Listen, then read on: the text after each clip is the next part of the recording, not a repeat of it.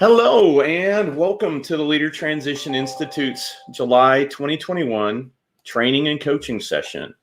If you're with us for the first time tonight, the Leader Transition Institute, or LTI as we sometimes call it, is a 501c3 organization that prepares and walks beside people who are making pivots in their life. I'm Matt Sivasek, LTI's Vice President for Operations. And our flagship program, Changing Focus, Moving from We to Me, is designed for service members and veterans of any area or era and their spouses who are transitioning from active duty to the civilian sector or want to reset their transition. We hold these sessions on the fourth Tuesday evening of each month as a way to continue to add value to the service members and veterans and their spouses and our surviving spouses who have attended Changing Focus. Since we're live streaming, the session is open to anyone who's interested in adding value to themselves. If you're not already a member of our LTI tribe, but you're interested in learning more, please make sure to put that in the chat or Twitter feed, and we'll be sure to reach out to you. Also, if you're not a Changing Focus alum, you'll have access to the recordings for the next 48 hours. After that time, only Changing Focus alumni will have access to it in our vault. If you're considering entrepreneurship in your future, get ready to take lots of notes tonight because we're fortunate to have Moni Jefferson as our guest expert. Welcome, Moni. Moni is a serial entrepreneur, public relations strategist, milspouse, entrepreneur advocate, minority business leader, and community impact connector. She has worked for several celebrity and corporate organizations to build audience transparency and trust and gain public visibility. Moni has successfully launched and scaled multiple niche communities to build economic impact like the MilSpouse Creative and the Association of Military Spouse Entrepreneurs. Also known for her work in the tech space, she has successfully raised capital for Emoji, and My Ultimate PCS. A military spouse for 23 years, Moni is a busy mom of 3 children. In her downtime, she enjoys cooking and teaching her children traditional Puerto Rican dishes. Maybe she'll throw a couple at us tonight. Enjoys traveling to visit new places, spinning, and just hanging out at home with her family. Moni, we are looking forward to hearing about your journey and the lessons you've learned along the way. The floor is yours. Thank you, Matt, and thank you everybody for having me today. This is really exciting for me. Anytime I can share more of turning your passion into profit is very exciting because I know a lot of us have a passion about something and it's just kind of like executing it and what are you going to do to make it profitable. So the introduction you just said is really just kind of what I've been doing in the past almost 7 years. I shared with you earlier, I was talking to my husband. I was like, goodness, I really started in this niche space 7 years ago. And so I'll just give you guys a little bit of background of my story. For many of you that are in the audience that are military spouses, I couldn't find a job. And so I started my first company, which was a PR company in Maryland. And I really had no idea what I was doing. I didn't know how to have a PR company. I just had a degree in PR and communications. I understood social media. It really got me excited. And I felt like it's something that I could do for other people. And so originally when I launched Dog Tags and Heels Public Relations, I started as a social media manager. And that is one of the hardest jobs I ever have had, managing social media for other companies. But it really taught me a lot of different things about myself and about my community and things that I wanted to do and not do. And in that journey is where I realized there were other spouses who had gone through what I went through, which is denial and kind of the elephant in the room when you're in an interview and the feeling of almost like not being enough or not contributing enough, because when you're a military spouse, you move every 3 years. So having that career, like working for a big PR firm, was never going to be something that I could do. So I had to bring it to life. And how was I going to do that? And so that's why I started my first company as a PR agency. And I just figured I'm not going to rely on other people to dictate my future in business or what I want to do, and I'll just do it myself. And I think it is actually the best decision I ever made, even though I didn't know what I was doing. I am a self-taught entrepreneur. I never took a business class. I just have a degree in PR and communications. I learned everything on the internet, and I am very self-taught. And also, I leaned into my community for support.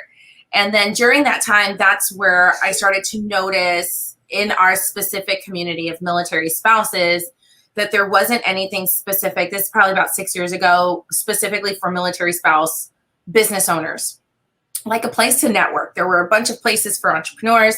There were a bunch of places for military spouses, you know, when you're moving, to get advice and share where you're going and looking for things. But I wanted to find a way to actually, selfishly speaking, I wanted to find a way to get support from other people like me. And so I started this group, you know, 7 years ago. And to date, we have about 3,000 members, and they're all military spouse entrepreneurs all around the globe doing all kinds of different business, have business ideas, or they're scaling their businesses, but they're connecting and collaborating and cultivating these relationships amongst each other in a way that other communities would never understand. So in that journey, kind of working and networking with the military spouses, I started to work with military organizations that were serving the military spouse community, but not really serving them in the way that, like, as a person who had to build a business on my own would be beneficial. So I started to feel like, what are ways, or what can I do to really expand this and make it something more tangible for spouses, instead of just a group to come and talk to and chat it up and get a connection or a referral link or something. How can we really add value to their lives in a way that's going to help the overall economic impact of our military? And so that's when the Association of Military Spouse Entrepreneurs was created. It was created out of a need for a space for military spouses to start, scale, and sustain their businesses, but not being put in other programs with other organizations. So our needs as spouses are different than those from veterans or anybody like that. So that's why our organization focuses on military spouse entrepreneurs. But one of the biggest things our spouses always come and ask us, especially when they're starting their business, is like, I'm really passionate about this. How can I make money? And so I'm really excited to just be here and kind of share with you guys some of the things and some of the ways I encourage you to really do that. And so, yeah, that's a little bit of my story. And do you have any questions before I jump in? Well, I've got a laundry list of questions. I think the biggest one that jumps out to me, having been a soldier for so many years and always had somebody to tell me what to do, and being afraid to make mistakes and all that stuff. What was your biggest or greatest fear in all that, and how did you manage that? Oh, that's such a good question. You know, in the beginning, I'm a big thinker, and so I see this idea I want to see come to life. And if you're anything like me and you're an entrepreneur, you're hard on yourself. And you know, there was a time where I felt burnout, and burnout, I had no idea it even existed. I didn't know what I was going through. And it's like, you know, when you fail, you really have to decide, is it really a failure or did I learn something? And many people talk about failing and learning and it being the best experience. And I think that those people who are successful, who've gone before us and said they failed and they're glad it failed because it showed them either a new idea, pivot, or to really just look at something differently. And I take those opportunities or those pivots and milestones to kind of reflect and say, like, what is it that went wrong? What is it that I don't like? What is it that's happening? And how can I change it for the better? So I don't know. I just, you know, failure is part of the game, but I don't think I don't really want to call it failure because I think they're just great lessons learned. If it wasn't for the burnout and what I went through, I would not have learned about automation and systems and run successful company, right? I would have still been doing the same thing I was doing over and over again and burning myself out. So I think good things come out of failure. And I couldn't agree more until I fail, and then I struggle. And so I guess I assume the first time it was pretty upsetting, and then you were able to turn it. And then does it get easier to see those, to really change your mindset, to see a failure as not a failure? Because we're all taught that if we're not successful, we failed. Yeah, no, I do think it gets easier because you're less judgmental on yourself. You know that you're human, you're giving yourself grace. And entrepreneurship is all about bobbing and weaving, like what's next? What's coming next? How can I miss this? How can I do that?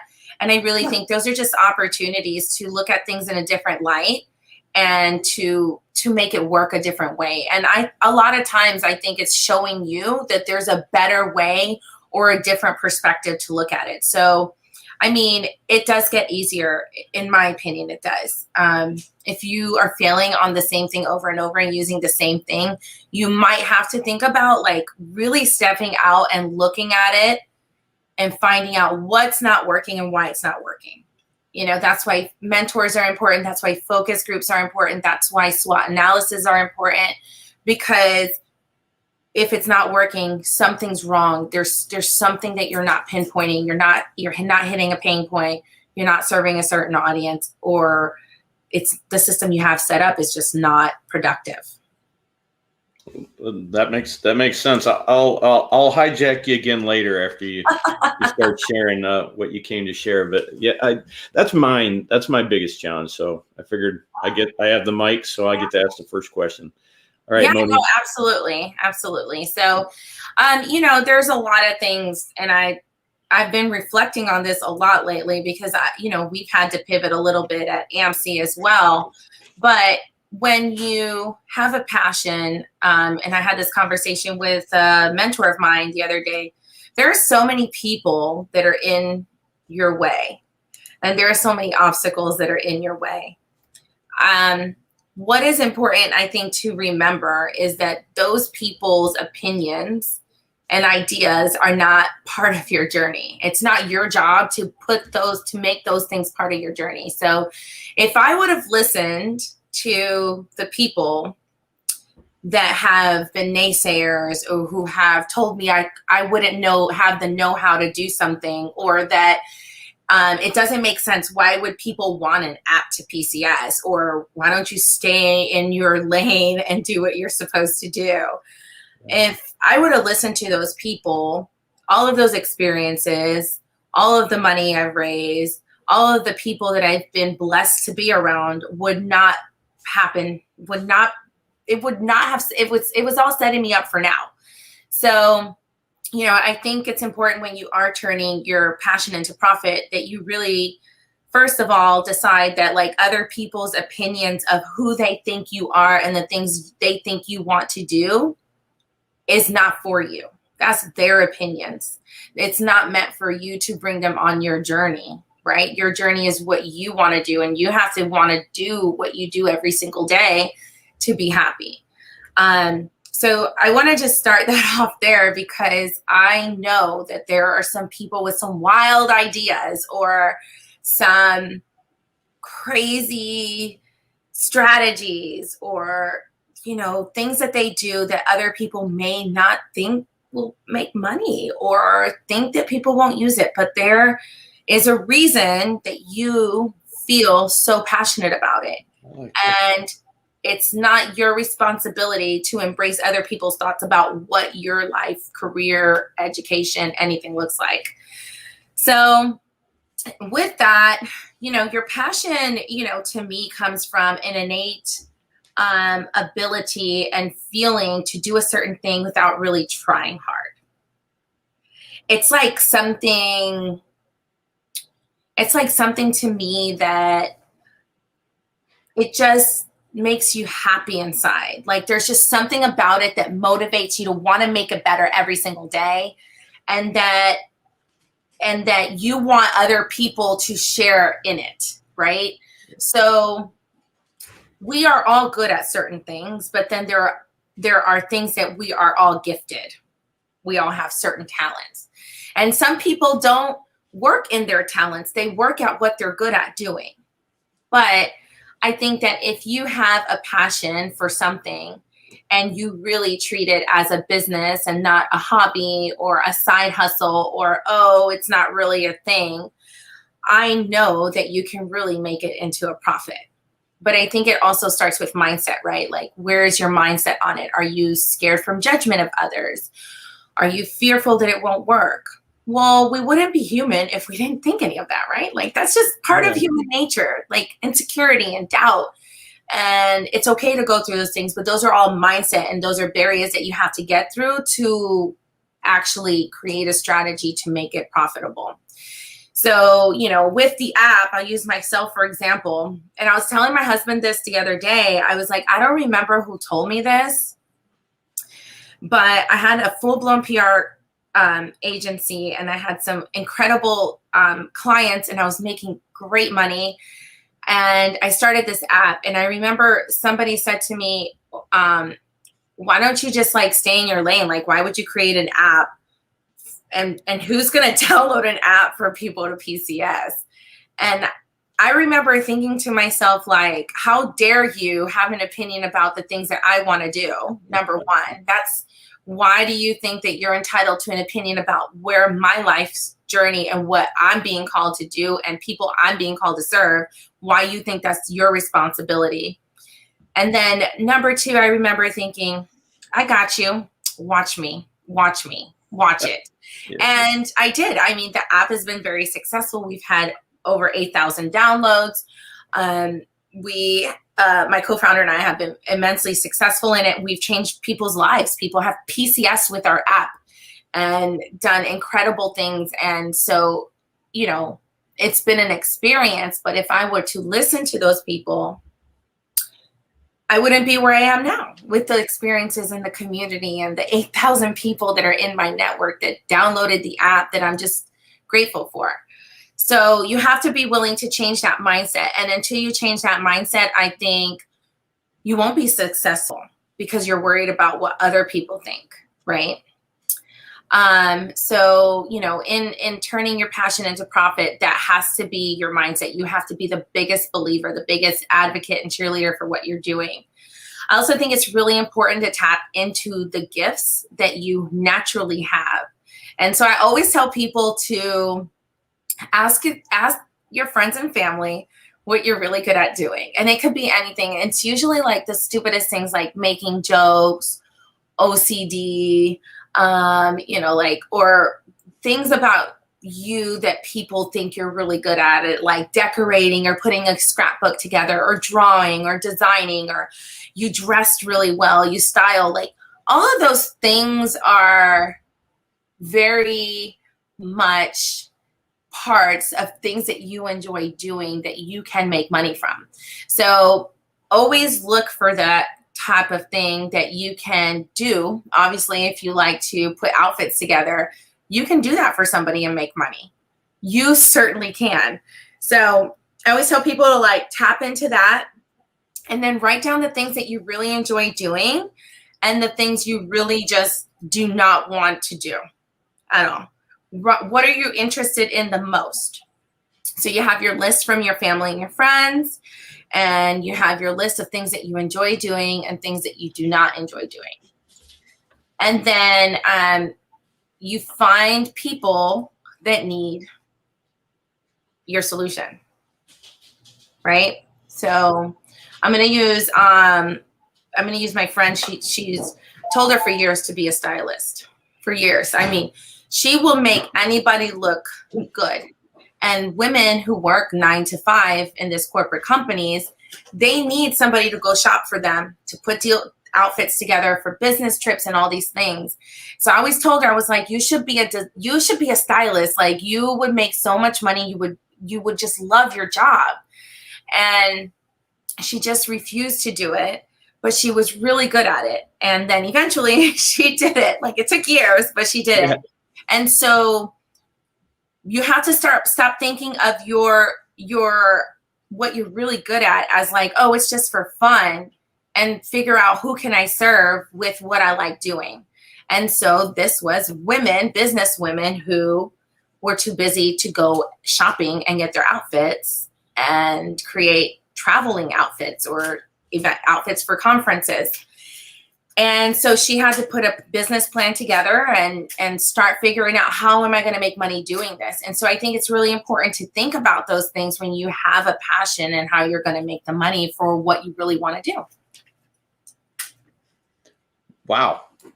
Lot of little questions come up. I mean, just rolling back to mindset, and when you talked about the naysayers, and we know that a lot of people, their fear talks. So when they immediately are empathizing, even though they don't realize what's going on, they put themselves in your shoes when you've got this idea, and they're like, no, that would be terrifying. So then they tell you it won't work, is what I see happen.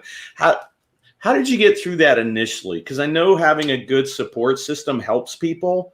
Mm-hmm. And I know some really strong entrepreneurs just barrel through that until they find their people. Mm-hmm. But how did that go for you in the beginning? It was really hurtful. It was really hurtful. There were a lot of people in my life that didn't understand what even entrepreneurship was. I don't come from an entrepreneurial background, my family. So it was a lot of times like educating people, like, what are you doing? What is PR? What is social media? You make money. You actually can make money from that.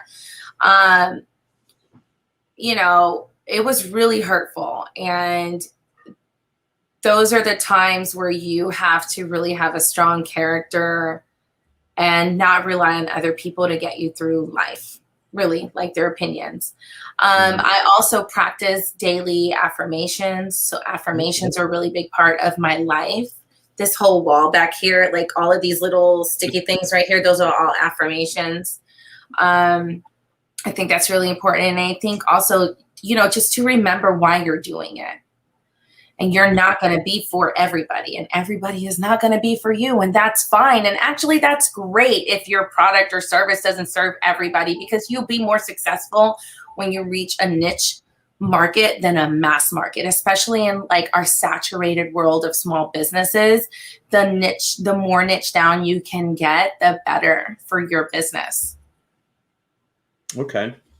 And I like that. So kind of, I feel like you created your own support system through yourself with the daily affirmations. And then I noticed one of the first things you did is reach out to the Mill Spouse community as well. And when you were ready to do that and start building that, did you find that once you started reaching that group that it became more resonating?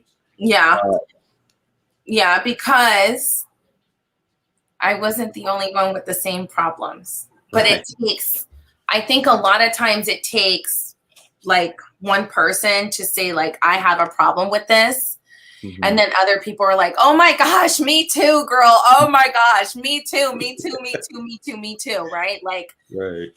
It's kind of like the one domino falls, then they all fall. Right. I think, and like I said, I selfishly started that group because I needed the support, right. Because I felt like I didn't have it. Like, my family's always supported me, like my husband and my kids, but nobody understands the entrepreneurial journey more than an entrepreneur, and especially a military spouse. And so once I said it, it was like, that's all she wrote. And the group and the community, that's what they do.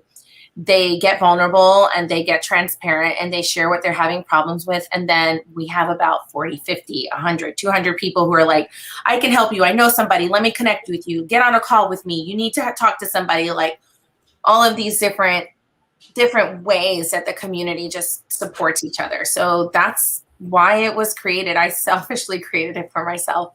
But in doing so, I think I just broke down conversations that needed to be had amongst us in a way that was not competitive and come from a place of giving and supporting. And now people can come find you, so they don't have to search the globe and build a network. You've got a ready-made one. Yeah, it's already created. Everybody from all walks of life, in every stage of business. Even if you just have an idea and you don't have an LLC, it doesn't mean that your idea or your dream doesn't matter, because it can be if you have the right people really rooting you on. And I know from experience and working and mentoring so thousands of spouses that sometimes you really just need somebody to say, you can do this. So what if it fails? Well, learn from it and you're going to be better next time. So, I think, and I know that being around like-minded individuals can really just do so much for the soul. Mm-hmm. And I kind of derailed you on some of your points. Do you have more to continue? Otherwise, I'll keep. No, this is great. This has been fantastic. I think we're getting some great conversation in. Okay, I think the big elephant in the room for me, and I know with COVID and stuff, it shifted the world to more virtual. But when you were starting out, how did the potential military moves affect you and your ability to even get momentum? Yeah. Well, when COVID happened, I was good. I was like, why is everybody freaking out because they got to use Zoom? I was like, what's the big deal? No, seriously, I throwing a little humor there. Yes. For me, it wasn't a matter of like, can it happen? It's like, how is it going to happen? And I talked a little bit about this earlier when I talked about systems and processes and automations. And those are all things that I learned along the way. Like, how do I do this? And how do I make it successful? And so the online community was a really great way to do that. Another thing I always tell people is like, go beyond the base, get into your community, and introduce yourself. People always want to work with military spouses or veterans. And so they're always willing to lend a hand or open a door to help you in any networking capacity. So it was hard. It was challenging, but I got through it. I learned a lot of really great systems that I've shared with my community. A lot of it is just automation. It's used technology has been number one. The technology has allowed me to expand and move businesses and get new clients everywhere I went. So did you just have the foresight that, hey, we're gonna be moving because I'm attached to this military system that doesn't really, I'll say it doesn't really care about my business. Yeah. So you just kind of started out with that plan, is what I'm hearing. Yeah, I mean, I didn't really think about it, Matt. Okay. I was just like, this is what I'm going to do. And then when we were moving, I was like, well, what do I do? And I just learned how to do it. Like, military spouses, we can make it happen. And I just really learned how to do it. And that's why I was saying, like, a self-taught entrepreneur, you go online, how can I automate this email sequence? So when somebody buys something, they get all these emails. How do I create a list? How do I, scheduling social media. This is how people can stay connected with you, even though you're moving, you're too busy to do social media. So like learning a lot about technology, honestly, really helped me. And, giving myself grace, like moving for anybody is hard, but like moving every few years is harder. And then still trying to have a business it's a lot. And we haven't mentioned, we brought it up earlier, but moving, having a business, having a spouse, and having children. That is an incredible, that's a lot on somebody's plate. And I know what you say. Military spouses are the most adaptable. The military service members, we just have to, go pick up and do the same thing again somewhere else, basically. Right. And our spouses usually make everything easier. Unfortunately, most of us take all that for granted until you have to do it by yourself one time. Right. And there's a lot of truth there. That's just amazing. All balancing all that and building businesses. And And I would highlight, I couldn't agree more. I think you nailed it with the automation. Yeah. And just, I learned too early in my business that I have to be very informational with my family about the things that I'm doing, because they don't know what you're doing. But if they don't know what you're doing, how can they know you're doing something important, right? So like syncing calendars, letting people know when you're out of office, when you're working on certain projects, sharing your wins, sharing your failures, all of that journey. In the beginning, I kind of kept to myself, and I think is because I was trying to figure out what I was doing. Yeah. But it was hard for my family to understand. And I know that if I would have been more communicative in the beginning and sharing like, hey, it took me 24 hours to build this website, and this is what I've been doing for hours on end for the last 3 weeks. You know what I'm saying? Like them understand, and then seeing it, they're like, oh, wow, then they connect it. But just sharing those things with your family, connecting your Google Calendar, you're out of office, telling them, you have to respect my space, and sharing those things and separating your family and your business are so important. So important. Wow. Yeah. It's funny because you hit on a really important thing. That's a challenge across all businesses, and is communication, right? And your family, how can they empathize and understand? How can they help you meet your needs, objectives, and challenges if they don't even know what they are? Right. And I know while we're trying to figure them out, sometimes we don't know what they are, but at least we can talk about the space, and that's very powerful. I think, in fact, for the service members that are with their spouses, they need to hear this kind of stuff. That they need to, if my entrepreneurial spouse is not talking to me, maybe I should go talk to them and find out what's there's a lot going on. I mean, there's a lot going on. And if you have clients and you're trying to learn things, and like for me, one of my biggest things was I was a stay-at-home mom for 11 years. And so that's what I did. And so for me, I was still trying to do all of those things and maintain those responsibilities and try to build a business. And I really thought I could do it all. And it was really hard. And then I think one day I was just like, I'm done. Like, I'm sorry, but laundry is now getting done on the weekends. Like, I remember thinking to myself, like, this is why my mom did laundry on the weekends, because she was tired during the week. Or this is why we grocery shopped and did yard work on the weekends, because both my parents worked full time, if not overtime. So having those conversations, and then giving people in your home responsibility of the home. And I think also for military spouses, like that's really hard for us. If that is your sole purpose, if that's the season that you're in your life, is to take care of the home, and then you start a business and you feel like almost guilty that the groceries haven't been done, or you haven't done this errand, and it's because you're running your business. But at the same time, you have to not be so hard on yourself, and you have to say like, hey, this is a family effort now. Not that they weren't helping before, but like there are so many responsibilities that when you do stay home, you're doing them all because you're home. And, Right. that's just that's the way you contribute to the household.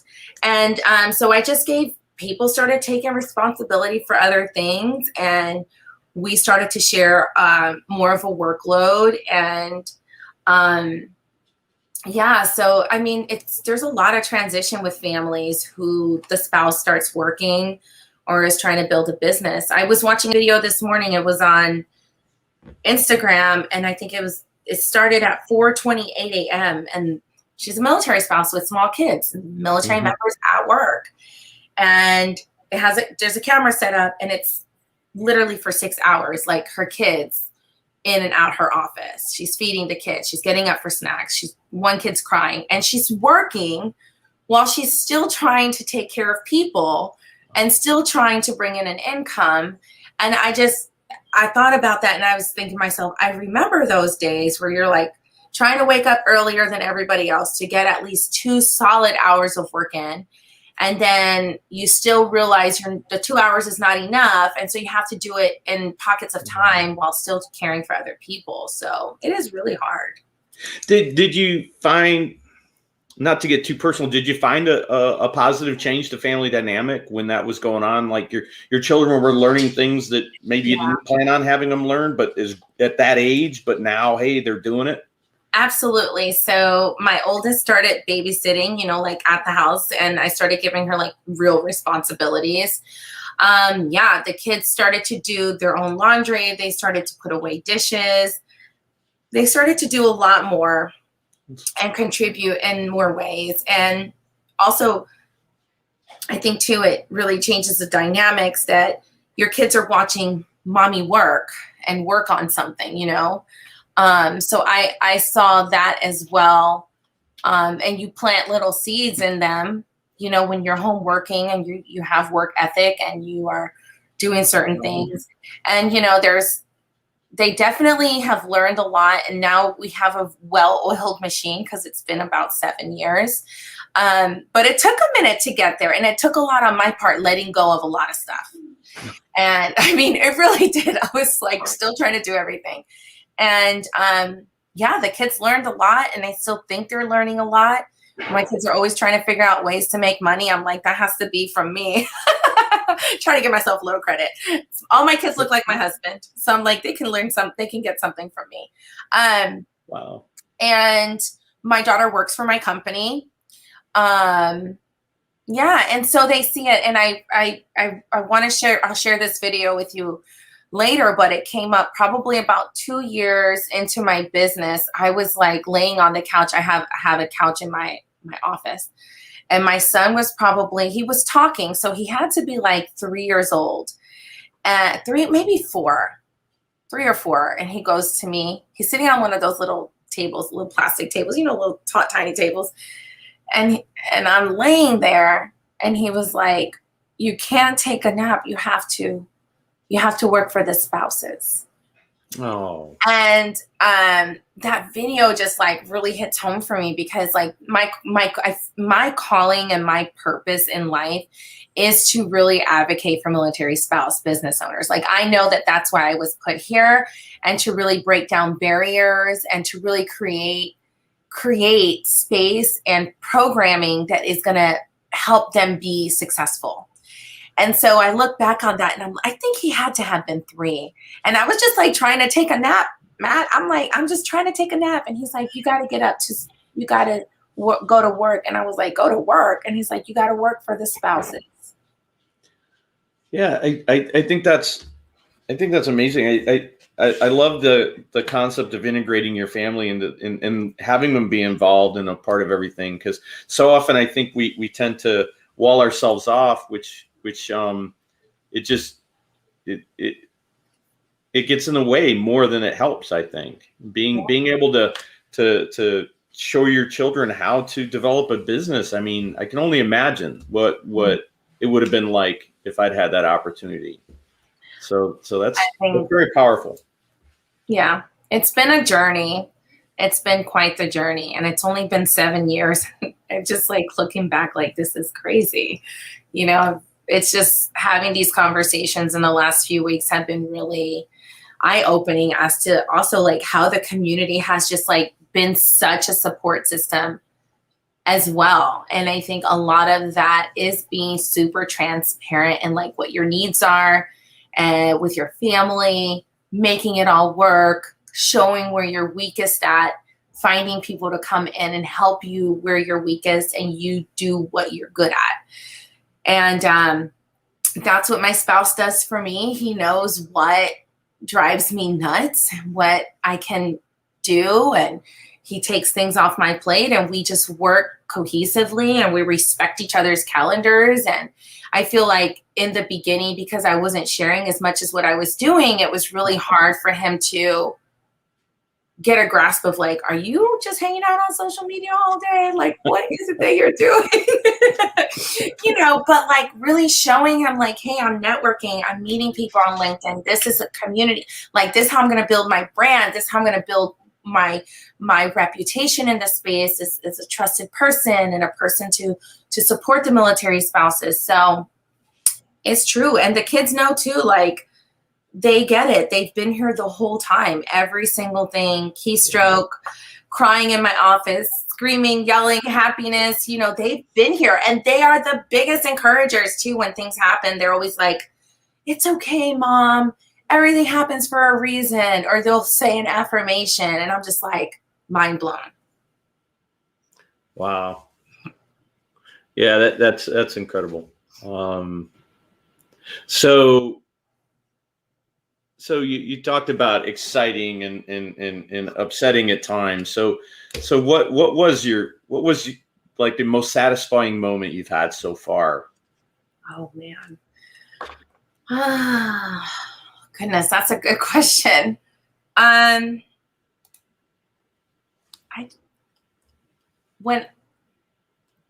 got a message a few weeks ago, and it was really unexpected because, you know, I know that what I'm doing is what I'm supposed to be doing. So I don't really expect these type of messages. But one of the messages that we received was, if it wasn't for AMC, I would have shut down my business when COVID happened.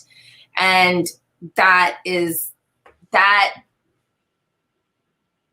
solidified why this journey that I've been on is where I'm at, is because I want spouses to have a place to feel like they can build and be vulnerable and boldly and brilliantly walk in what they're supposed to do. And so that was really, that was a beautiful day for me. Wow. Yeah, man. Yeah. So, I mean, to me, I have this jar back here. Those are all little cards or things that I get when I feel like giving up, or I feel like things are not going well. I'll just put my hand in there and I'll take out a card from somebody who said like something about the community or the product that I created, or, you know, a connection that I helped them make. And I remember why I started. So that's a great system and really great advice for all of us that are putting ourselves out there, is those people we do impact that do respond, thankfully, positively, supportively, keeping those messages handy. So then in those dark moments, we can pull them out and, recage ourselves, remind ourselves of why we're there. I like that. So I wanted to hit something you mentioned, the automation as well, which really resonated with me. Are there other areas? I mean, so if I am automating, what are the areas I should really invest my time in? Yeah, so I think that's a great question. And I will say, like, it really depends if your service or your product base. If you're product based, you have to decide, am I going to shut business down for a few weeks because I have to ship products or whatever the case may be. If you're a service-based business, there's so many automations out there that you can use. One of my favorites is ConvertKit. It will set up emails and sequences and schedule things ahead of time. I really, really love Agora Pulse and Planoly for social media. I really, really enjoy that. HubSpot is a really great product as well to use, especially if you're sending partnership emails all day and sponsorship emails all day, so that you can keep track of those important relationships and those important people that you need to connect with. I also think if you can, always get somebody to help you, hire a team. It doesn't have to be 40 hours a week. Maybe it's 5 hours a week while you get situated. But I always encourage people not to shut business down. I always encourage them to have something going all the time. That makes sense. And I have my own assumptions as to why you encourage that, but would you share why you want people to keep that business going?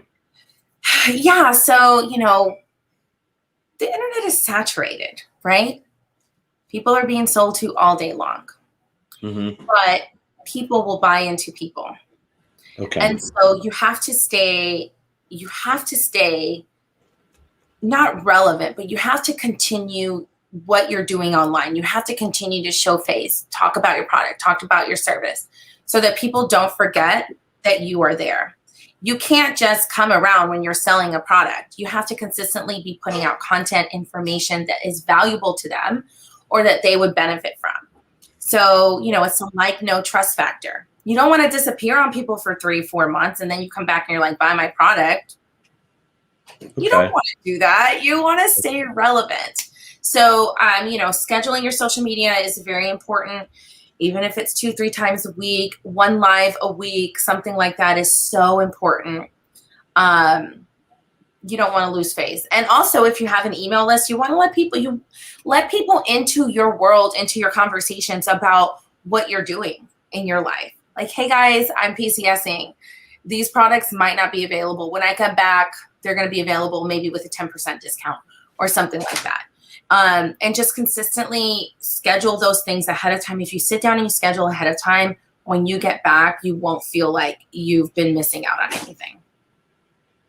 I like that piece about let people in too, right? There's those arguments, for example, on LinkedIn. Do you post personal information on LinkedIn, like going with the family here, or I mean, and I don't mean like daily, but or no, it's pure professional. And I think the more we can humanize ourselves in people's eyes, the more connected they can be with us. Yeah. And so I really like you saying that, let people in. That's a powerful statement. It really is. People want to know that like who you are is who you are. Yeah. And honestly, that's what's gotten me as far like in my businesses and the relationships that I have, is because I'm honest and I let people in. I let people in to my fears, to my celebrations, to my complications. I let them in because I want you to know that I'm going through that struggle. And if you're going through it, you're not alone. And I think like I know that that's what people want, because social media is glamorized. It's a highlight reel. But it's not always like that. Literally, like social media is like 1% of my day. Like, like it looks like it's all great and stuff. It's all scheduled. All my social media is scheduled, people, literally scheduled. I have a couple of posts on the fly if I'm going out or if we have an impromptu photo shoot, which I make my kids do, by the way. So like every photo I have is not a professional photographer. But, I really think it's important to share your life with people that you do business with. And I look at LinkedIn as like a huge office, right? When you work in an office with 20, 40, 50 people, it's the people who let you in that you continue to bless, network with, introduce. You want to collaborate with them. You want people to feel like they can knock on your door and ask a question or share a problem. So I think LinkedIn, yes, is for business, but I do think like we're human and we have to be humans in business. Well, and I think you kind of nailed it about being genuine. Yeah. Right? It doesn't have to be all sunshine and roses in the world, and rainbows, or you get and again, that was always a thing that concerned me about Facebook type social media, where and you look at the statistics on the depression it causes for people because everybody else's life is better. Oh yeah.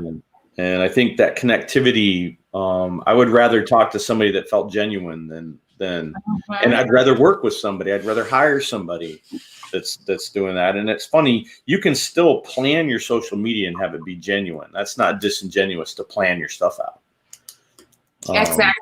Exactly. You can. And you can be strategic about it. You can share your why. There's so many great programs out there and ways for you to really showcase what you're doing. So, what kind of mistakes have you made in this process? Especially if you have your biggest one that jumps out to you, like, man, and I know we learn from our mistakes, but it's always nice to learn from other people's too. Yeah. So I would say doing things in my business that I didn't like doing just because it was part of like what I was supposed to be doing. It's one of the biggest mistakes I made early in having a PR company, because I was offering all the services. Mm-hmm. This is where I learned about like niching down and like all of this.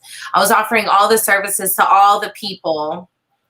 And I realized that I don't want to work with all the people and do all their services. I really would rather work with a small group of people and make like deep-rooted impact and work with people that I love and like and want to support for life.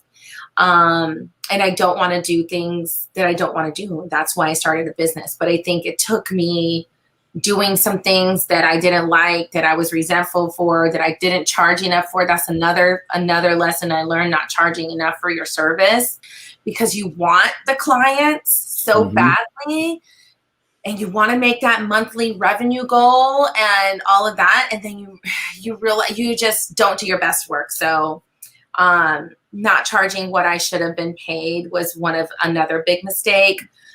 Because I wasn't doing my best work. I was irritated. I didn't like the person. You know, you become like unhappy. And like the whole point of you starting your business was to work with people you wanted to work with and do what you wanted to do. And I wasn't doing those things. So those are some of the biggest mistakes I've made. I love that. I mean, because how often do people tell us, well, we all have to do things we don't like? And my answer always is, do we? Because what if I can hire somebody that likes to do that thing I don't like? Or what if I just don't do that thing if my business is okay without it? And that's part of that decision. And the other thing I have to ask is, how did you figure out your value? You know, yes. How did you figure out how much to charge? Well, a couple of ways. First, you get a network that tells you how much they charge. You just ask them transparently, like, what do you charge? I gotta interrupt. People don't want to tell you. When your network told you how much you should charge, when you found that one person, did your eyes pop? Like, there's no way. Well, I kind of knew I should have been charging more. Okay. I was like, now I'm researching hashtags.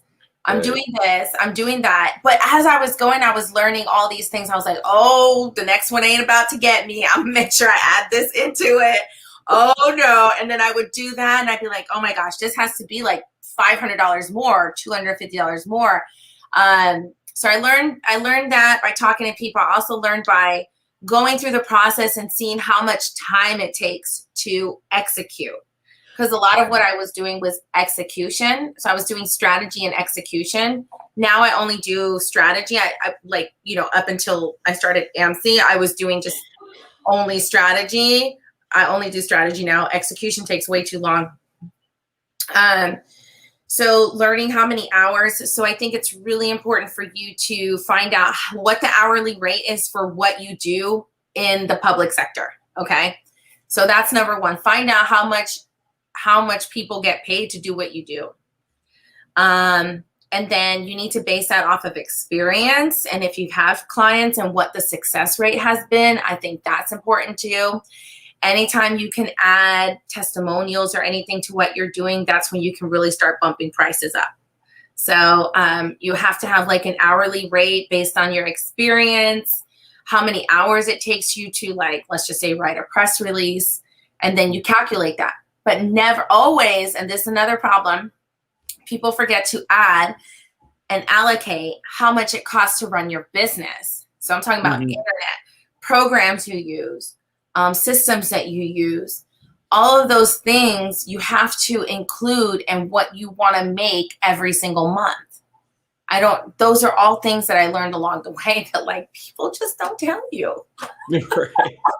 You're like, oh, I made this much, but 75% of it went to like all the stuff I need to run the business. So I only actually made 25%. And oh, I'm an entrepreneur. I have to put aside my taxes.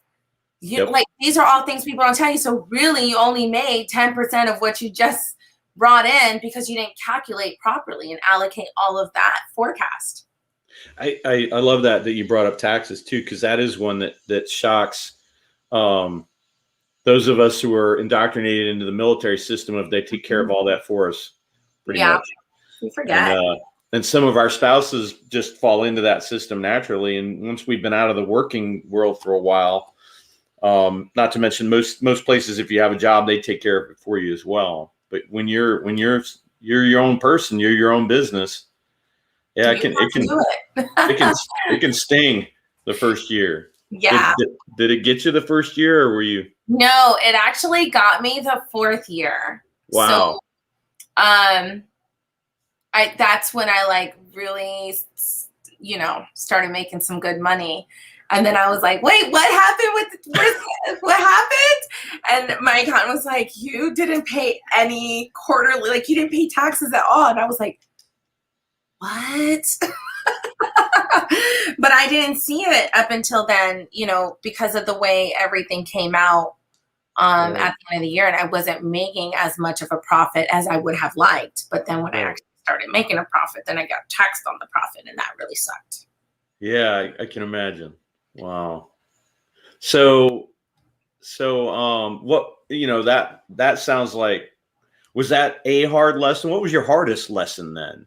Because that sounds like a pretty hard lesson getting into a year. No, that was a hard lesson, and not being charged what I needed to get paid was a hard lesson.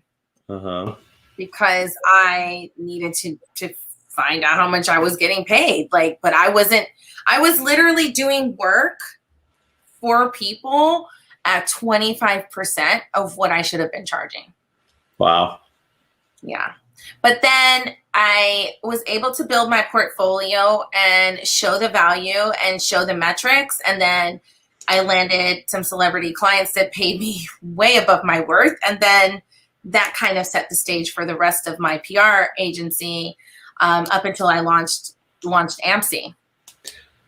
So let me push back. I think they paid you exactly what they thought you were worth, not above your worth. I think that people always think that they can do your job, so they put a smaller tag on it until they're actually doing your job, and then they're like, "Oh my gosh, this is so much work." But they paid what they pay for what they got, if that makes any sense. Yeah, I don't doubt it. Just talking to you. Yeah, so you definitely, you're going to only pay me this much. This is all the work you're going to get if you don't want to pay this fee for all these hours, you know what I mean, to do all these works and execute. So, it really just depends on, it's a learning experience. And I think it depends on the industry you're in as well. Do you have an organized method for like capturing your lessons? Do you journal? Do you blog? Do you? Let me think about that. I do journal. I don't blog. I used to blog a long time ago. I just had too much to say. I'd be blogging all day long. So the journaling is one way you capture your day's experience, or? Yeah, I journal, and I have like a working journal where it gives you brain dump. Let me see. No, I don't have it here. It gives you the opportunity to like brain dump what went well, what didn't go well. But, I try not to be hard on myself. And I think that's something too, like we as entrepreneurs get into this mindset that we have to document each day. And also that you have to have a list every day. Michelle Obama said it best in her book when she was like, sometimes you don't need to journal your experience because you're going through the experience. And then when you finish, you can come back to it. Like sometimes you're just going through it. And I think when I was younger, I used to put so much pressure on myself to like document how I was feeling all the time and the good and the bad. And now I'm like, it'll happen when it happens.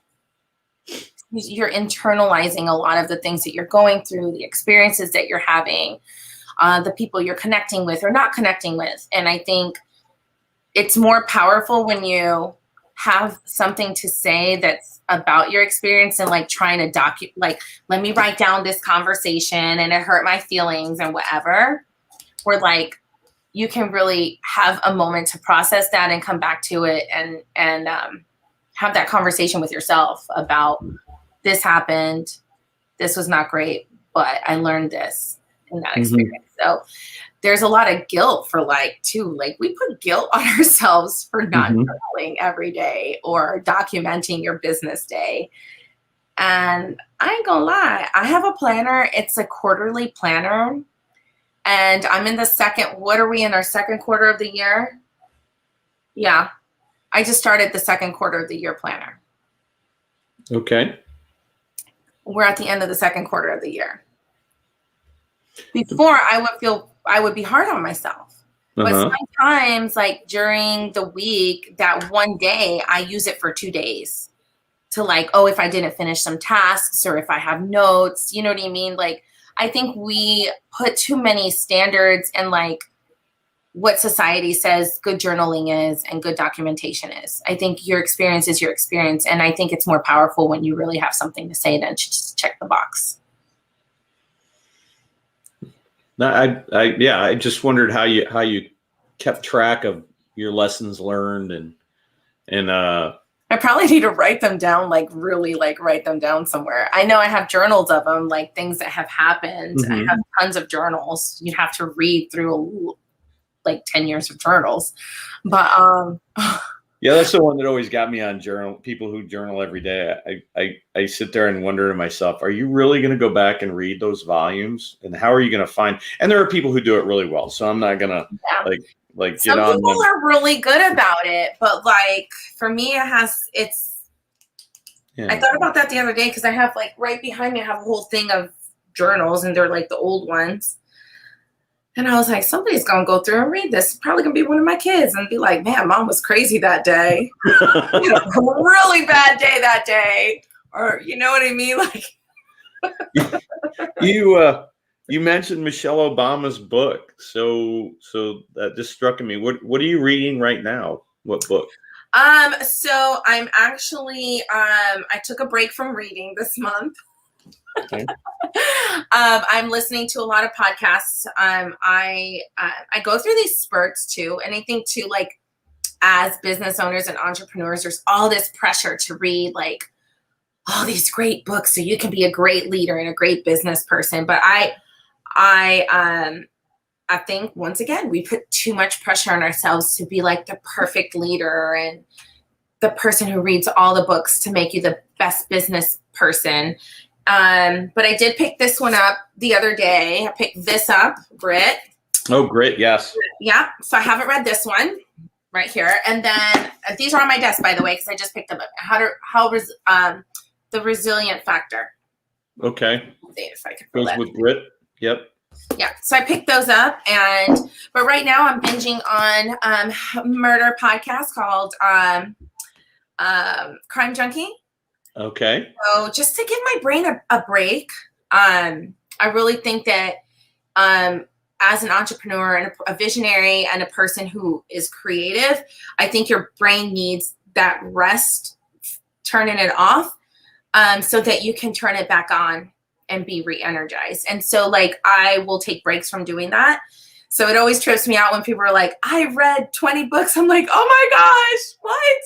In a month, I'm like, what is this? I mean, my husband listens to audiobooks literally all day long, and meditation. And I'm like, I will listen to, murder podcasts and real life stories. And then I'll come back to work on Monday and I have all these ideas. So I really think it just, you have to do what works for you. The Michelle Obama, I read it and I've listened to it twice on audiobook. First of all, I love her voice. Her podcast is incredible too. If you haven't listened to her podcast, it's really inspirational. And she's honest. And I feel like what we talked about earlier, honesty, people want to know that you're a human person. So yeah, those are the books that I'm going to be digging into next month. And for this month, I gave myself a summer break, actually. I'm just doing podcasts. Nothing wrong with that. That's audiobooks and listen, I would say that, do you find yourself actually, so when you're listening to the murder stuff, do you find yourself going down the path of, well, this is how I would have helped them, so on social media that alleviate the concerns of this crime or where? Do you ever find yourself doing that kind of stuff? No, I'm always thinking of, I need to make sure that doesn't happen to me. So True story. True story. My husband hates it because I'm like, oh, we need to get this, we need to get that. So we literally had like a whole dispute about there's a blind spot like on the side of our house. And I was like, there's a whole blind spot. Like somebody could come in that window and it's a blind spot. And he's like, it's fine. We have the cameras. This, I said, but it's a blind spot. So after this heated discussion, he ordered all the sensors for the windows. Oh. So no, I listen to the podcast and always thinking of how can I make sure that doesn't happen to me? And then I like just go do it or go like buy the stuff. That's funny. That is my wife enjoys mafia type. Oh, I do too. That's good. Yeah, you guys get along great. I was thinking because you were talking about, you do have to take that time to disassociate with all the work and just kind of reset your brain. And I couldn't agree more that our brains never turn off. So while we're doing something else, our subconscious is chewing on an idea. And in fact, the more we can pull our conscious out of it, sometimes it allows it its freedom to really process who we are and then tie it to that idea. So I think that's wonderful. But that kind of triggered, how do you recommend people invest their time, especially entrepreneurs? I really think like mental health. I mean, obviously it's a really hot topic right now, but I do think that people need to not be ashamed of saying like, I need a break, or saying no to things that they just don't want to do anymore. And I think like we have to really give it up to our younger youth culture, especially like Naomi and Simone, like them being such great sports athletes and women. I think that like we can take notes as, the generations past to say like, it's okay to say no, and it's okay to take care of yourself first. And I think we have a lot to learn still about mental health and about self-advocacy and boundaries. And I think in order to do that, you have to set boundaries. You have to know that saying no is okay. I just talked about this on Twitter last night. Like, you do not owe anybody a direct, immediate text message response or response to an email.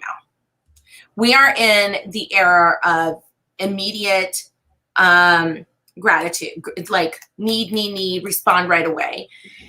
And I remember thinking to myself last night, I said, man, I have 42 emails and some of them are really important. And I just thought, what is for me will be there for me tomorrow. And the days of having FOMO are just not popular to me anymore. And, that's the fear of missing out on an opportunity, fear of this, fear of that. But I think like we have so much to learn about just putting ourselves first. So my recommendation is to always, have great boundaries, self-advocate when you are not feeling okay with something. Learn to say no to things you just don't want to do. It's okay to put yourself first. And really, really honor yourself. Add yourself into the schedule. If it's your workout, if it's meditation, if it's crafting, whatever it is that you enjoy doing outside of, working and executing, set that type up for yourself and hold yourself accountable like if it was an appointment. You are just as important. Wow. Yeah, that's very powerful, especially for us at LTI, working with service members transitioning out. That's kind of why we spend a lot of time on getting them to start thinking of themselves. They're so used to thinking of everybody else and not taking that time. And it's amazing what it does when people finally get in touch with themselves. Do you set office hours, or do you follow a general schedule?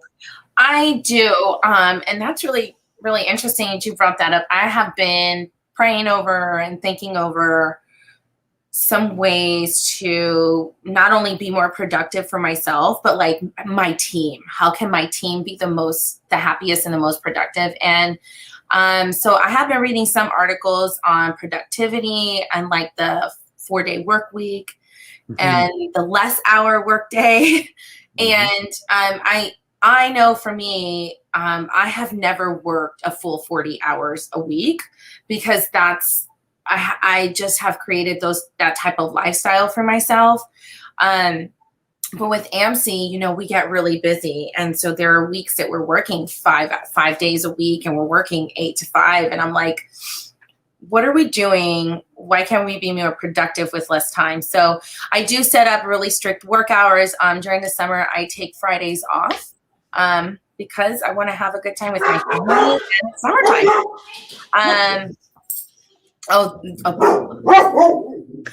My dogs got your dog, didn't they? Mm-hmm.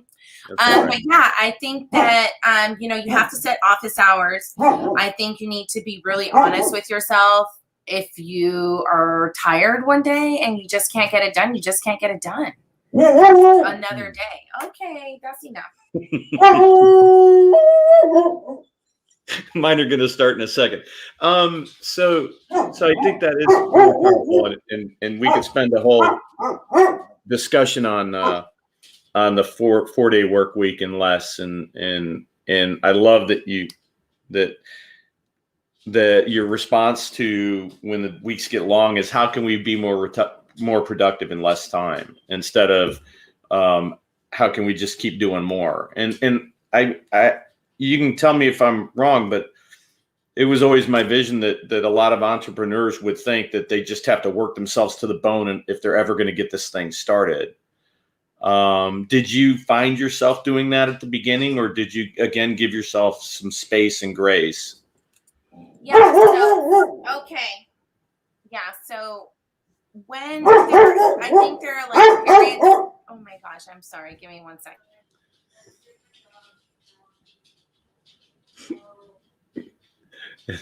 All right. There are certain times in your business where when you're launching something or something is about to happen, there are going to be those long work days or those working weekends because you have deadlines that you have to meet, but it can't be there all the time. You can't operate that way. It's not productive. Oh my God.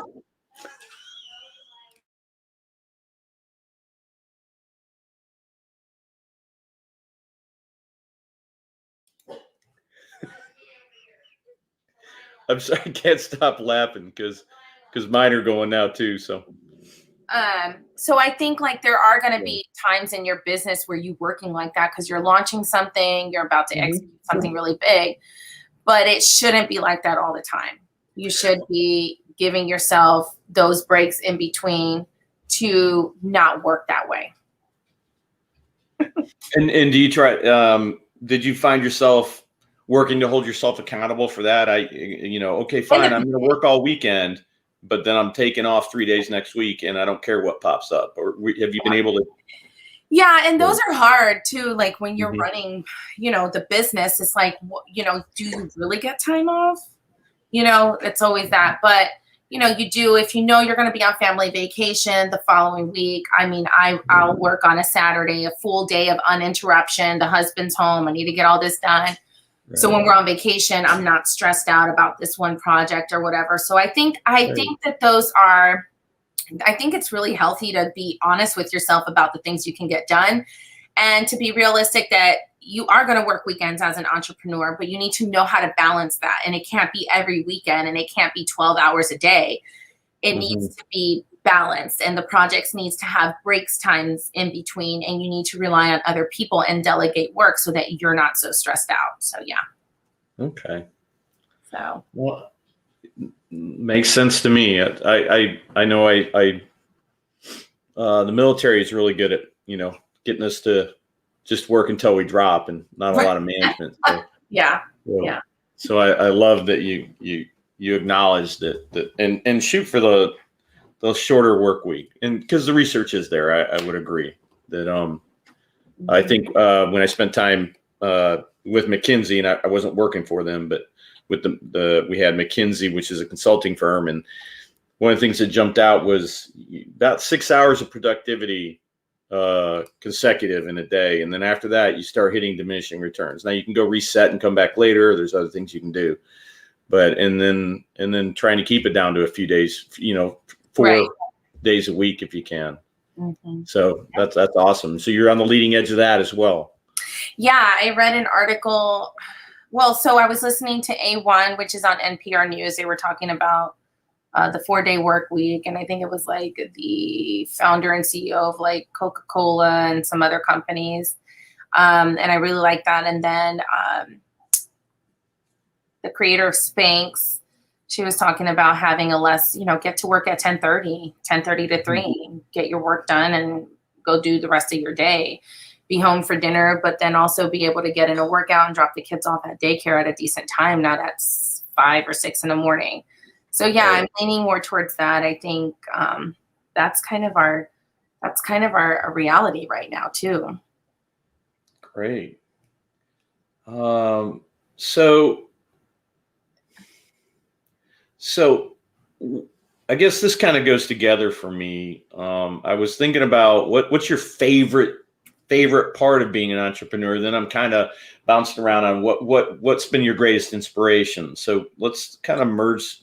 Let's talk about them, and I'll my favorite part of being an entrepreneur is to be able to dictate the life that I want to create.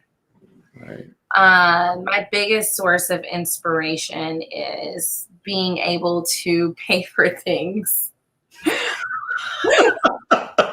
that like, I'm like, I got that, or like something will come up and I'll, pay for a whole trip or something. That's my biggest inspiration. And my community, just like when I see them winning, oh my gosh, that is right. When I see them winning or highlighted or trailblazing, like that really just brings me such joy. Wow. Yeah. And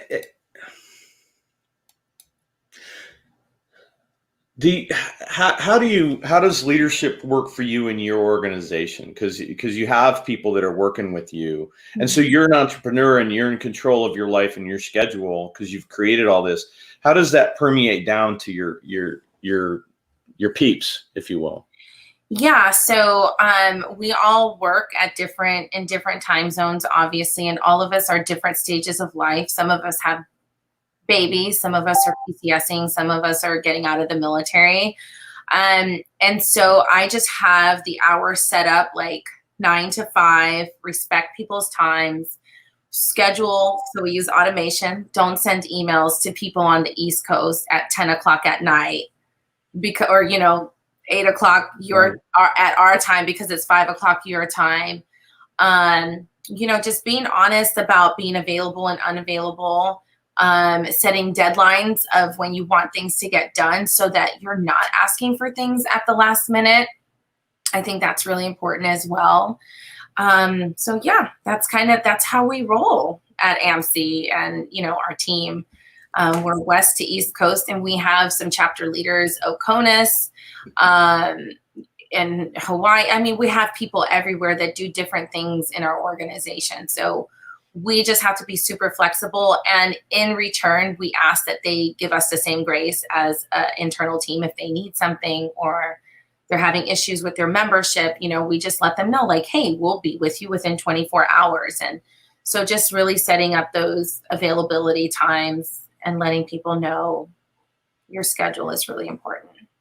Okay. So I hear setting expectations so that people don't, and communication is key is what I'm hearing. And it sounds like you're more outcomes focused than I need you at your desk. Yeah. Right. No. Yeah. I don't work from my desk that long. I mean, I work from my desk many hours a day, but like, listen, if it's not getting done today and the deadline's not till Friday, I'm not going to bother you for it. Like, I'm not a micromanager. Sounds like trust. I like people to work in their zone of energy and creative space because I think people perform the best that way, and they are free to make mistakes, and they are free to incorporate any new ideas and bring things to the table. Well, yeah. What's been the challenging part of running all of that?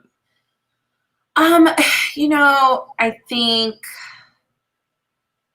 getting people to, and people have to understand the mission and they have to be on board with what's important. And they have to hold themselves accountable. So, I will hold myself accountable if I screw up or whatever. I'm the first person to say, like, I sent that email. That was my bad, with that error or whatever. But I really think the hardest part is, really understanding the needs of your team members and meeting them where they're at in that moment. And letting people know that, like, mistakes are okay. I think that's really important. So, just so that they don't come down hard on themselves, even if there's a mistake or anything like that. Okay. Well, and it makes sense, right? If mistakes are okay, then I'm not going to be afraid to tell you I made a mistake. Yeah. And those are the mistakes that are not, that are really difficult to recover from, is when a mistake was made and we don't even know about it. Yeah. So I think that's real powerful. Do you do training for your people? Do you do leadership development or talk, mission, vision, offsites, all these things big businesses do? Yeah. So we just started. We actually have a meeting next week, and so we're planning on doing a team retreat in 2022. So I'm really excited about that, and to be able to do that and get the team together to meet in person. All of our spouses are across the globe, so it'll be great to bring spouses together. I do want to add that component up to 2 years, especially being an AMC. It's been kind of like, it's been like a fast moving wheel, but we're working a lot more in human resources, and we have a team member that's going to be working on that. And we've brought in some experts. And so, yes, we are working on that. And those are all parts of learning how to grow a business, right? Like, I need to make sure my team is happy, and what am I doing, and how can I implement this, and how can I get more from them in less time? How can I make them feel appreciated? So, yeah. Yeah, it's a lot. It's it's a whole nother family, if you will. And so that kind of lends me to so a lot of challenges. What keeps you up at night? Oh. Just not about the murder shows and stuff. I mean, about being an entrepreneur and running a business. What keeps me up at night? Oh man, that's a really good question. I did not get any of these questions ahead of time. That's a really good one. I'm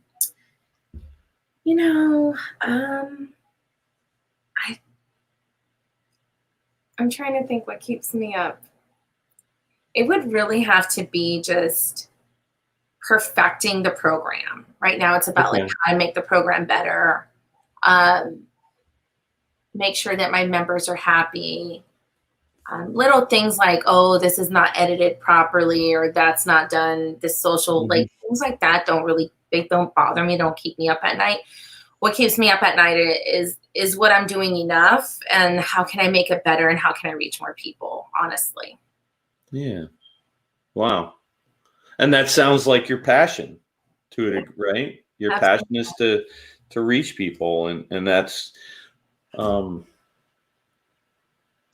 so what as I see the time, we're getting close. We got plenty of time, so I'm excited. But what is some of the advice? You started off with a few things about mindset and really looking at the gifts I have and not letting the naysayers get in my way, and figure out what I don't like as well, and make sure that I can engineer that out, either not do it as part of my company or find somebody else that likes to do it, and finding who I can serve. What are some other pieces of advice that you would give?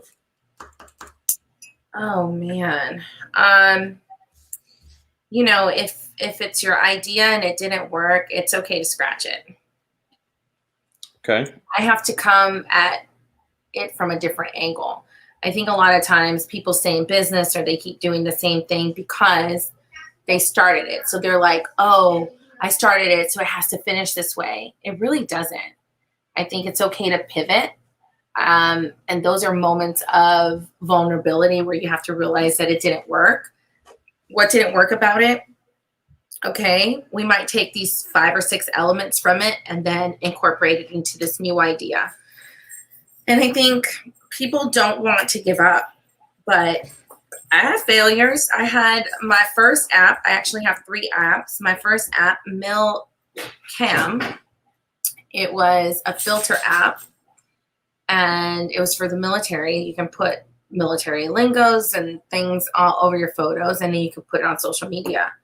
And that was like 5 years ago. And then Facebook started letting you submit little, like you can make your own graphics on your photos.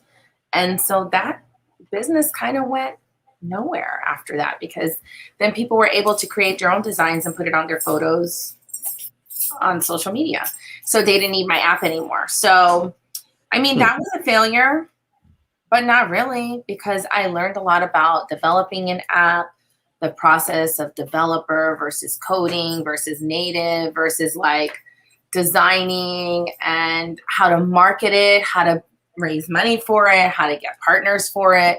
And that app opened a lot of doors in the military space to speak to some really amazing companies who learned about me through the app. So that project, I mean, the app still exists in the App Store, but it's not an active, viable business. It's going to bring in ROI. And I realize that. And it's okay, but it's part of my history. It's part of my milestones. So embrace some of your milestones that didn't turn out the way that you would have wanted it to turn out, and use what you've learned and pop it into what you're about to execute to make 500 times better.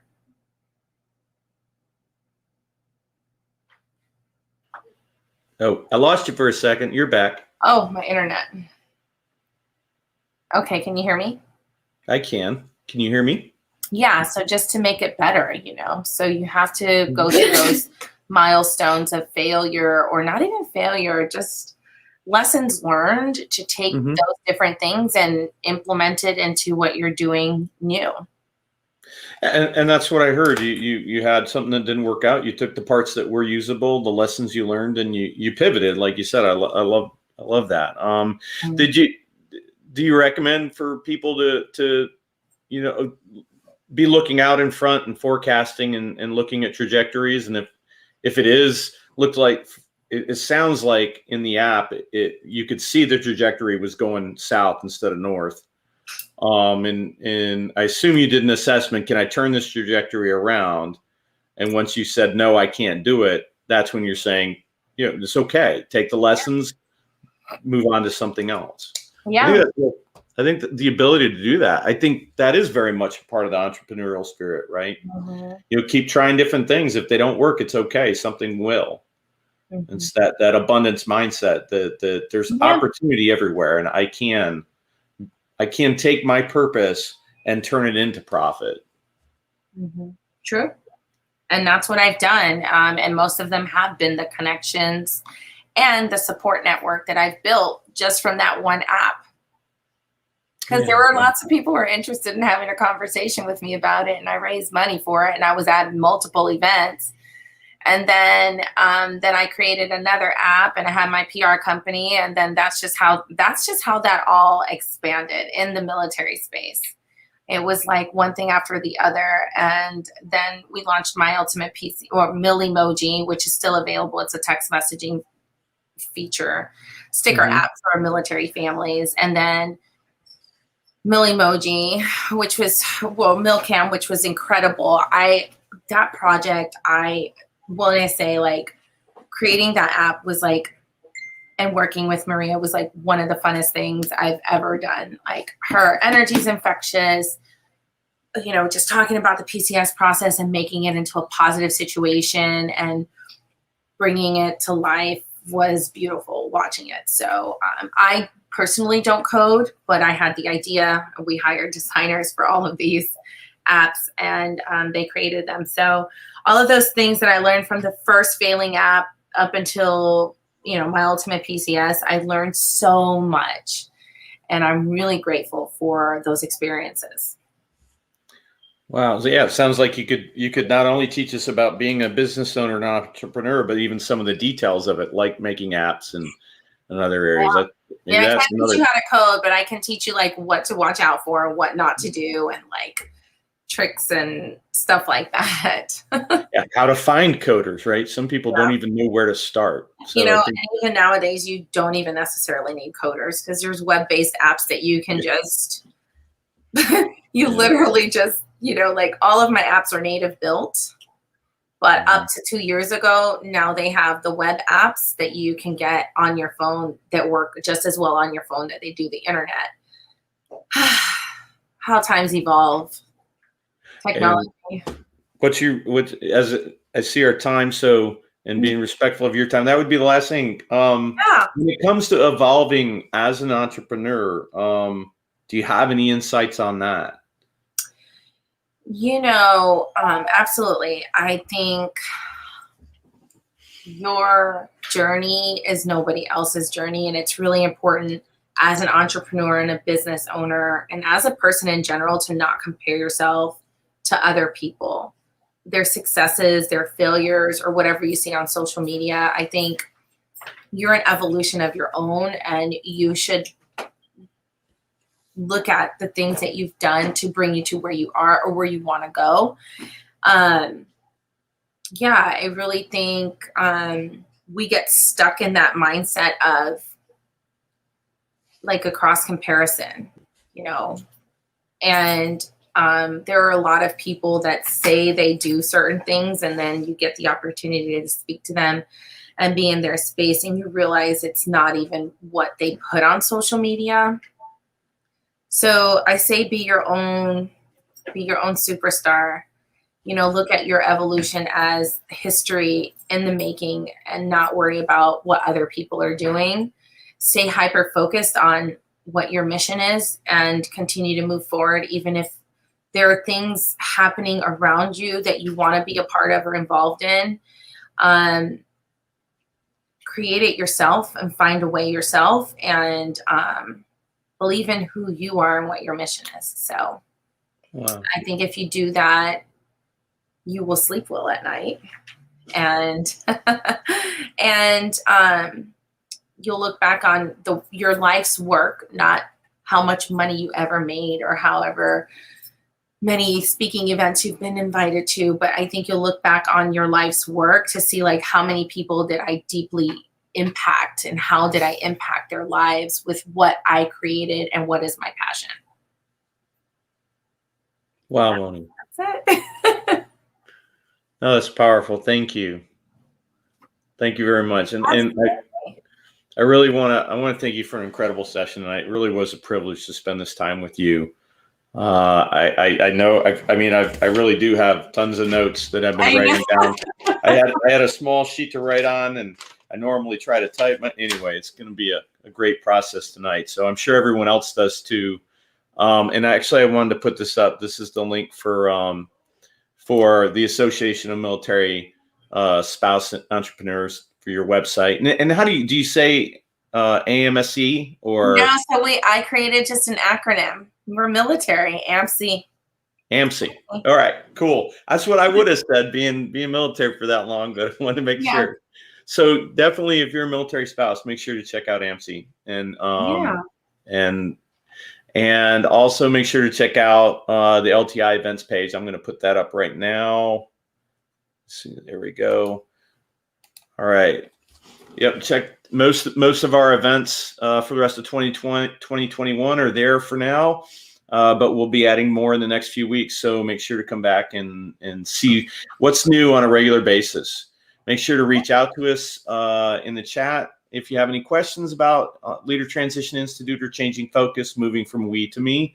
We will get back with you. Thank you, everyone, for being here with us, and have a great rest of your evening. Good night. And you can say good night too, Moni. Bye. Bye, everybody.